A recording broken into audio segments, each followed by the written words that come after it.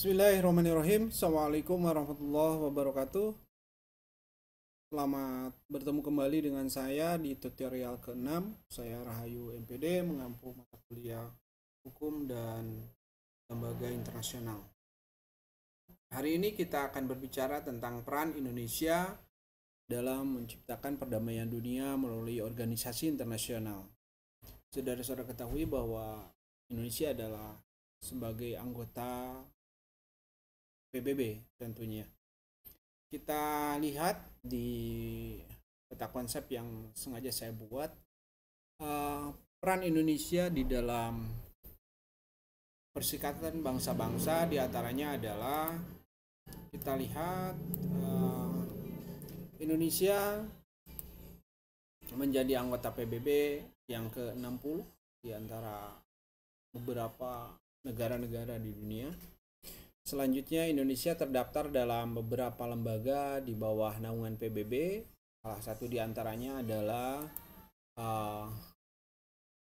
Dewan Ekonomi dan Sosial, Organisasi Buruh Internasional, dan Organisasi Pangan dan Pertanian. Saudara-saudara sekalian, Indonesia juga terlibat langsung dalam pasukan perdamaian PBB. Beberapa pasukan TNI kita terpilih tentunya masuk di jajaran pasukan perdamaian, salah satunya ke Kongo, pasukan Garuda. Selanjutnya Indonesia menjadi salah satu anggota pertama Dewan HAM dari 47 negara anggota PBB. Selanjutnya peran Indonesia dalam ASEAN juga ini sangat-sangat berperan aktif. Selanjutnya ada juga Indonesia dalam ASEAN, peran Indonesia di dalam ASEAN tentunya selain pendiri juga pemakarsa pendirian ASEAN ini sendiri. Kita lebih jauh lagi kita lihat bagaimana peran Indonesia di dalam organisasi ASEAN. Oke. Yang pertama, organisasi ASEAN memiliki prinsip-prinsip dasar, diantaranya adalah penyelesaian perbedaan atau hidup dalam damai. Selanjutnya, tidak mencampuri urusan dalam negeri sesama negara anggota ASEAN. Selanjutnya ada juga hak untuk setiap negara untuk memimpin kehadiran nasional, bebas dari campur tangan, subversif, atau koersi pihak luar. Ya, masukan-masukan mungkin dari pihak-pihak luar negeri sana, sehingga ada sinyalemen intervensi terhadap urusan-urusan dalam negeri Indonesia.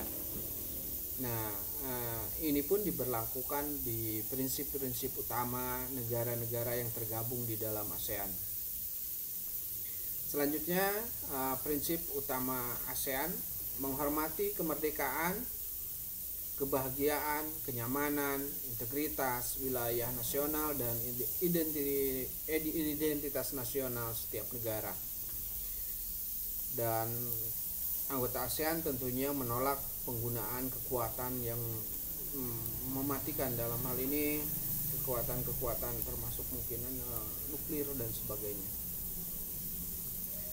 Selanjutnya, prinsip-prinsip ASEAN kerjasama efektif antara anggotanya. Ini harus ada kerjasama yang terjalin di dalam negara-negara yang ada di dalam keanggotaan ASEAN.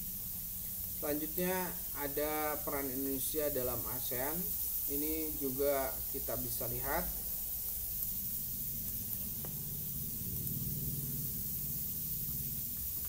ya, peran Indonesia salah satu diantaranya adalah membantu proses pemulihan kembali demokrasi di Kamboja yang sempat terjadi.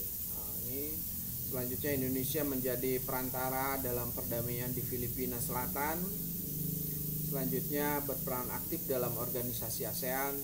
Selanjutnya Indonesia sering menjadi tuan rumah dalam acara-acara penting yang diadakan oleh ASEAN. Salah satu diantaranya saudara-saudara bisa lihat ada KTT ASEAN pertama, pertemuan informal pemimpin negara-negara ASEAN pertama, dan KTT ASEAN ke-9. Ini yang dilakukan oleh Indonesia pada saat itu. Selanjutnya kita lihat ada deklarasi ASEAN di Bali, selanjutnya ada perjanjian persahabatan kerjasama negara-negara ASEAN. Inilah peran Indonesia di dalam menciptakan perdamaian dunia. Salah satu diantaranya adalah peran Indonesia dalam gerakan non-blok. Peran Indonesia di dalam gerakan non-blok tentunya sangat fundamental karena sesuai dengan prinsip